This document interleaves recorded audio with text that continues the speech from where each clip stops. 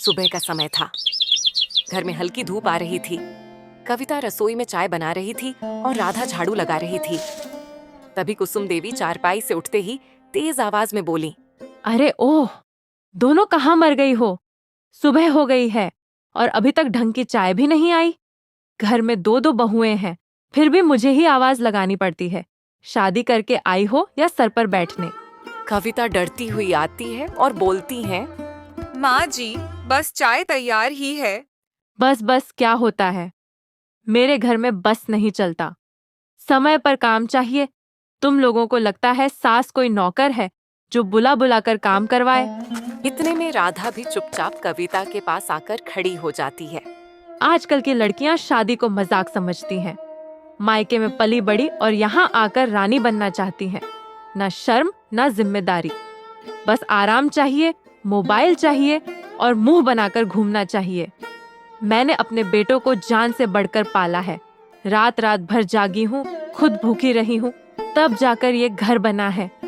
और तुम लोग आकर सोचती हो कि सब कुछ तुम्हारे लिए तैयार मिलेगा।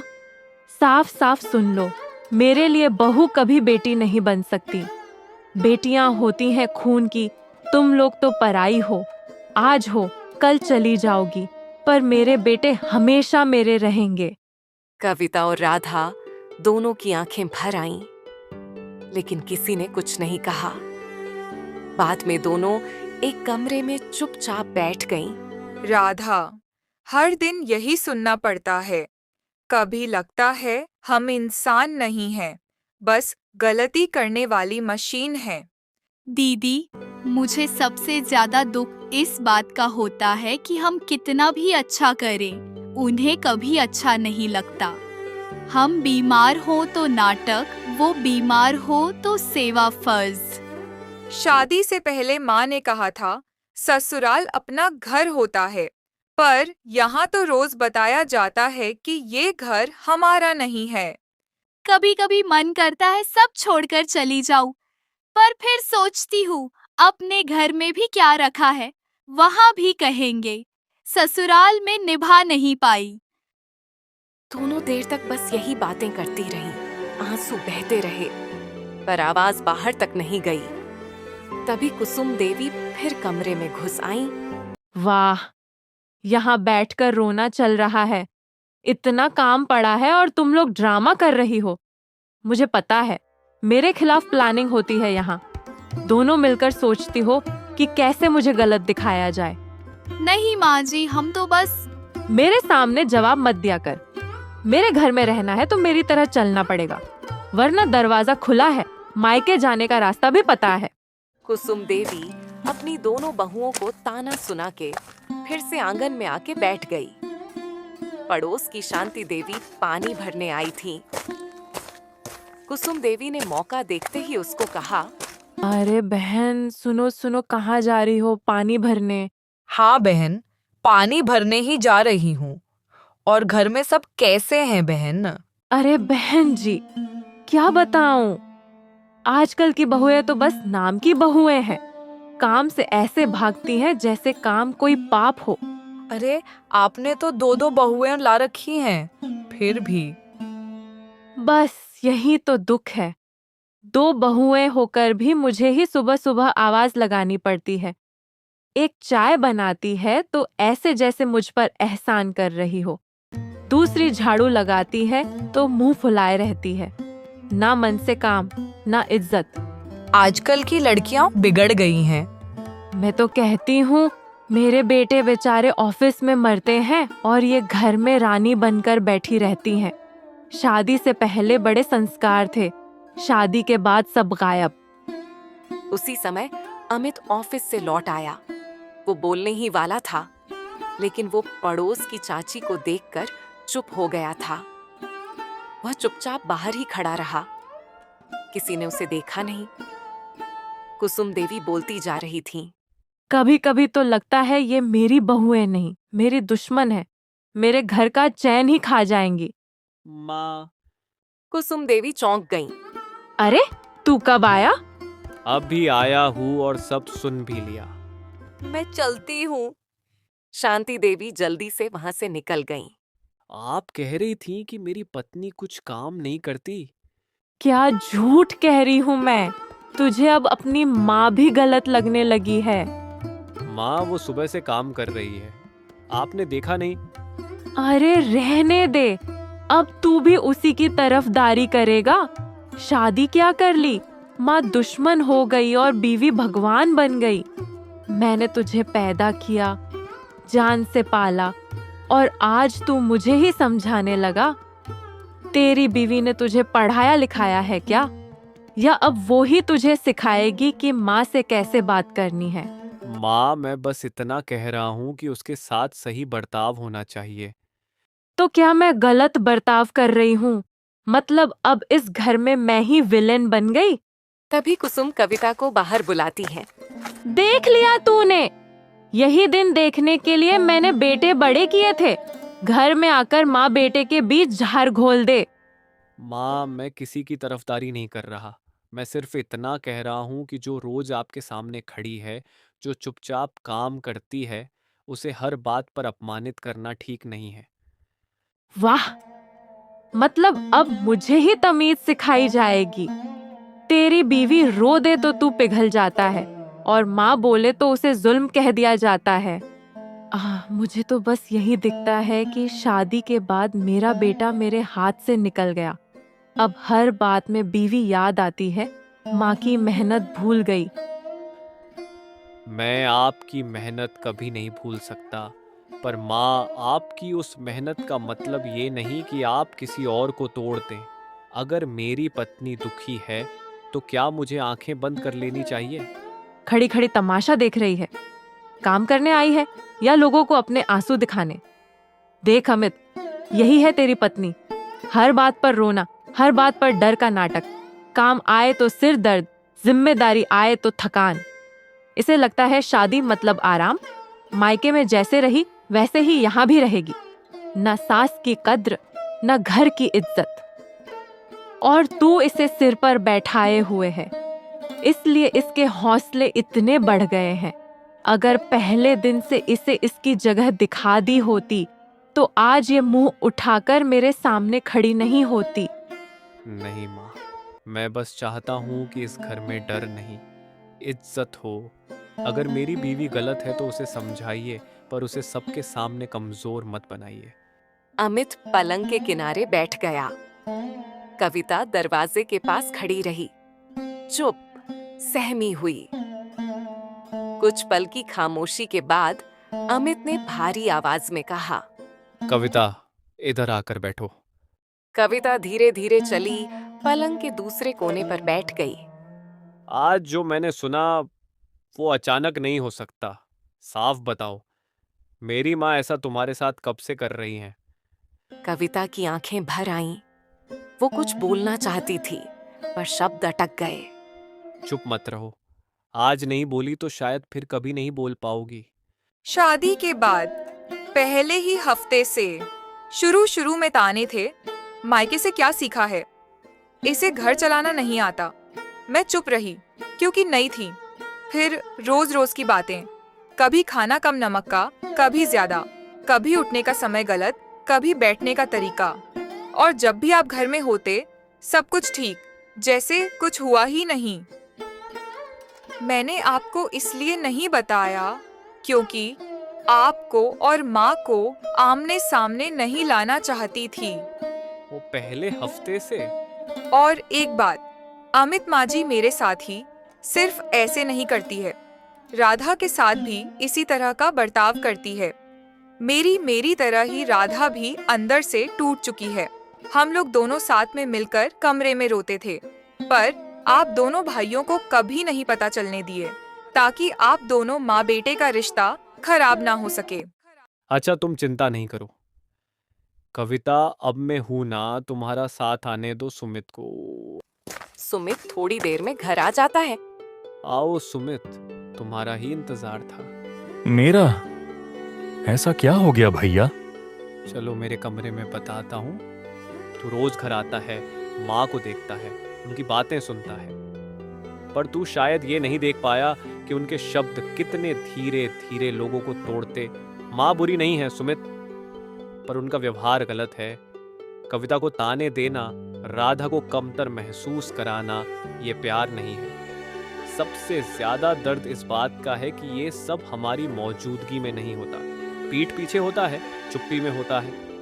अगर आज भी हम ये कहकर चुप रहे कि माँ हैं, ऐसा ही करेंगी, तो कल ये बहुएं खुद को बेकार समझने लगेंगे। मैं अब बड़ा बेटा बनकर नहीं, एक सही इंसान बनकर बोलना चाहता हूँ, और इसमें मुझे तेरे साथ की जरूरत है। भैया, मैं जानता हूं कि आप सही कह रहे हो। मैंने सब देखा है, सब समझा है, पर हर बार खुद को यही समझाता रहा कि अगर मैं चुप रहूंगा तो घर बचा रहेगा।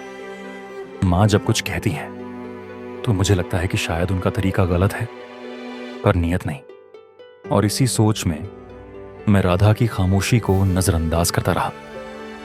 कई बार राधा ने मुझसे पूछा है क्या मुझ में सच में कोई कमी है, और हर बार मेरे पास उसे देने के लिए बस तसल्ली के शब्द थे, हिम्मत नहीं।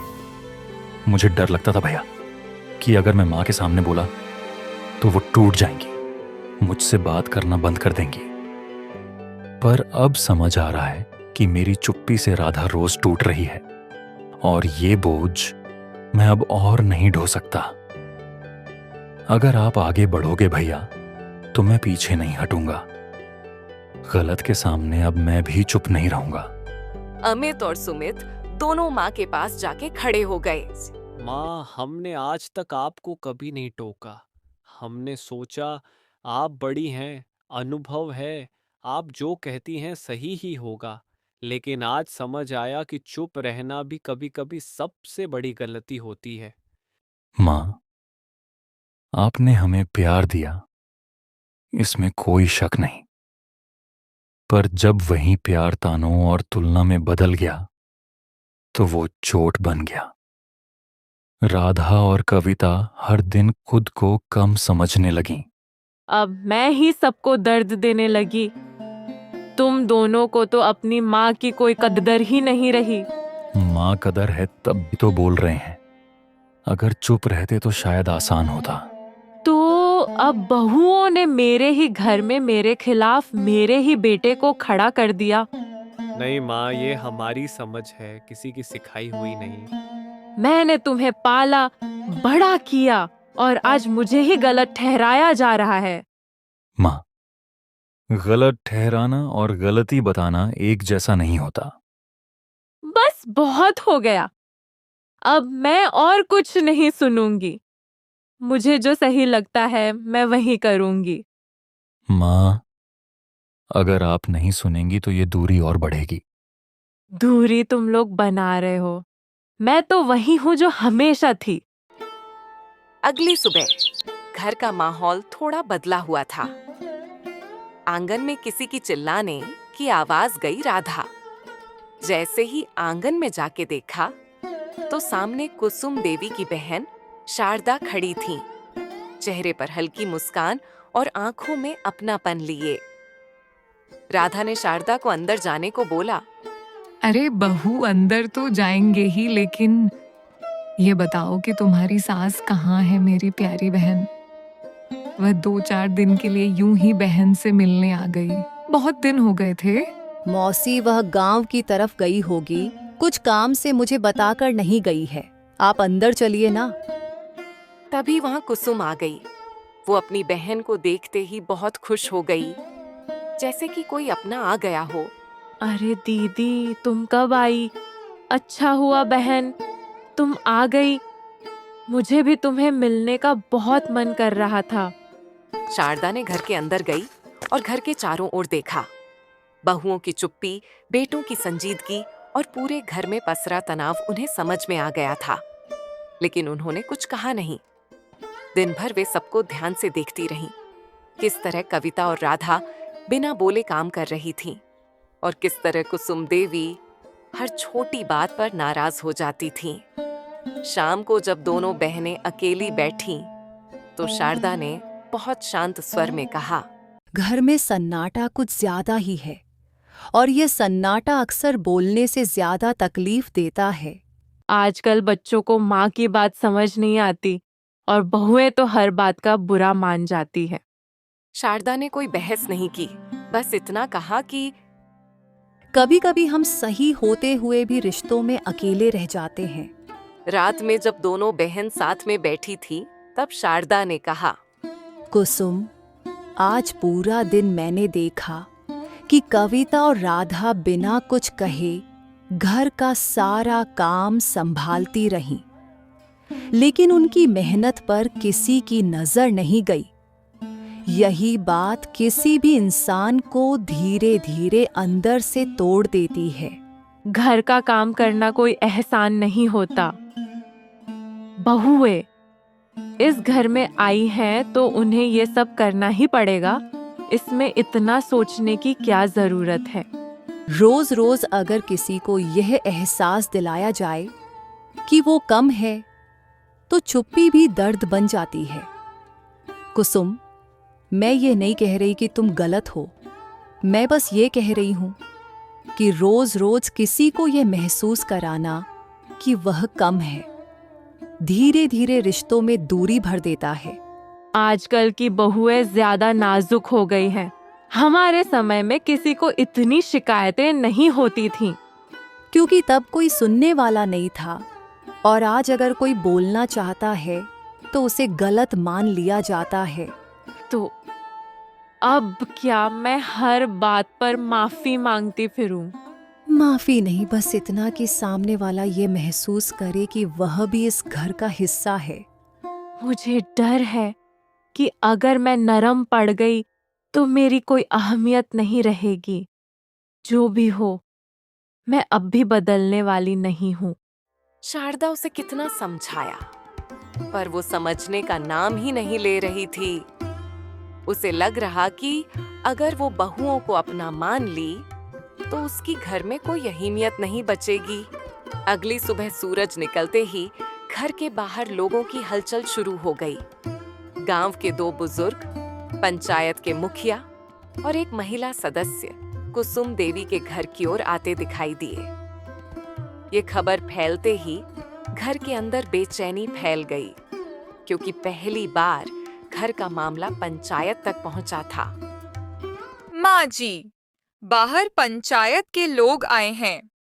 आने दो, मैंने कोई गलत काम नहीं किया है। शारदा एक तरफ चुपचाप खड़ी रहीं। अमित और सुमित भी बाहर आ गए। बहुएं सिर झुकाकर दूर खड़ी थीं। कुसुम देवी, बात घर की है, लेकिन असर पूरे परिवार पर पड़ रहा है, इसलिए हमें आना पड़ा। मेरे घर के नियम हैं और मैं उन्हें निभवा रही हूँ। इसमें पंचायत को दखल देने की क्या जरूरत है? नियम और अत्याचार में फर्क होता है। हम किसी को दोष देने नहीं आए, बस सच समझना चाहते हैं। कुसुम देवी, हम यहाँ किसी को नीचा दिखाने नहीं आए हैं, लेकिन जब घर की बात बाहर तक पहुंचे तो समझिए कि कहीं ना कहीं बोझ ज्यादा हो गया है। हमें यह जानना है कि आप इतना कठोर क्यों रहती हैं? कठोर इसलिए हूँ क्योंकि जिंदगी ने मुझे नरमी सिखाई ही नहीं। मैंने इस घर को अपने हाथों से खड़ा किया है। अगर मैं ढीली पड़ गई तो ये घर नहीं, तमाशा बन जाएगा। अनुशासन और डर में फर्क होता है कुसुम। अनुशासन से घर चलता है, डर से लोग चुप हो जाते हैं। चुप रहना बुरा नहीं होता। जब मैं बहू थी तब किसी ने मेरी नहीं सुनी। मैंने भी सहा, तो आज की बहुएं क्यों नहीं सह सकती? क्योंकि हर पीढ़ी का दर्द एक जैसा नहीं होता।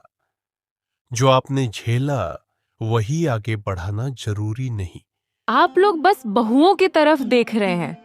मेरी मेहनत, मेरा त्याग किसी को दिखाई नहीं देता। दिखाई देता है तभी तो बात हो रही है। लेकिन सवाल यह है कि क्या आपका त्याग अब दूसरों की घुटन बन रहा है? अगर मैं नरम हो गई तो मेरी कोई कीमत नहीं रहेगी। इस घर में मेरी आवाज ही मेरी पहचान है। कुसुम देवी, हम काफी देर से सुन रहे हैं और अब साफ कहना जरूरी है। घर की नींव सख्ती से नहीं, संतुलन से टिकती है। अगर बहुएं और बेटे दबे रहेंगे तो यह चुप्पी एक दिन विस्फोट बनेगी। आप लोग बार बार बहुओं की बात करते हैं, लेकिन कोई यह नहीं पूछता कि मैंने क्या सहा। मैंने भी तो सास के ताने झेले, आंसू पीकर घर चलाया। अगर मैं आज सख्त हूँ तो वो मेरी मजबूरी है, शौक नहीं। कुसुम देवी, एक सवाल है जिसका जवाब अभी नहीं, बस अपने मन में देना। उन्होंने कहा कि मान लीजिए कल आपकी अपनी बेटी किसी और घर में ब्याह दी जाए और उसकी सास उसके साथ वही करे जो आपके साथ कभी हुआ था। वही ताने, वही सख्ती, वही चुपचाप सहने की मजबूरी। तो क्या आप यह कह पाएंगी कि यही सही है? ये सुनते ही कुसुम देवी जैसे वहीं ठिठक गईं।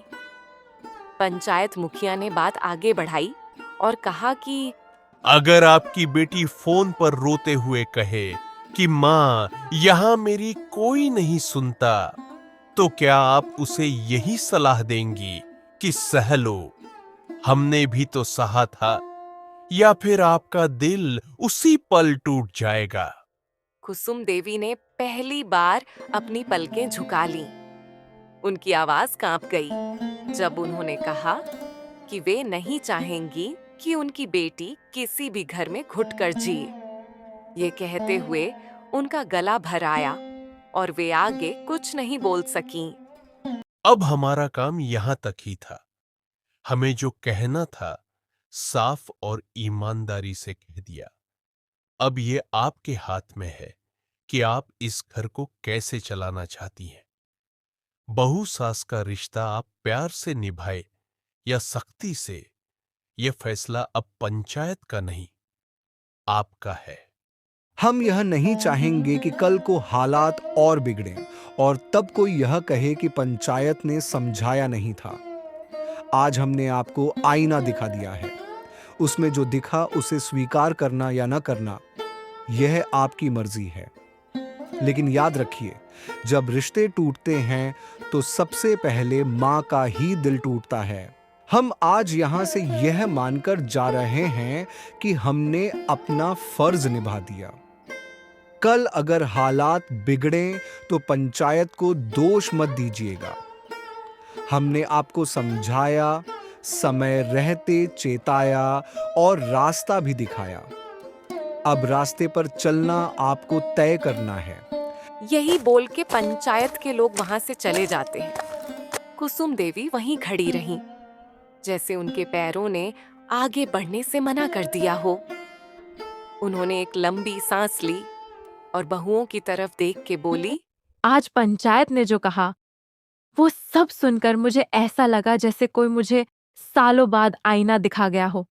मैं जानती हूँ मैंने तुम दोनों के साथ अच्छा नहीं किया। मैंने सोचा था कि सख्ती से घर चलेगा, पर मैं यह भूल गई कि घर इंसानों से बनता है, डर से नहीं। मैंने जो अपनी सास से झेला वही तुम्हारे हिस्से डाल दिया। आज पंचायत ने मुझसे पूछा, अगर यही मेरी बेटी के साथ हो तो? उस सवाल ने मुझे अंदर तक हिला दिया और मैंने तुम्हें डर दे दिया। इसके लिए मैं तुम दोनों से दिल से माफी मांगती।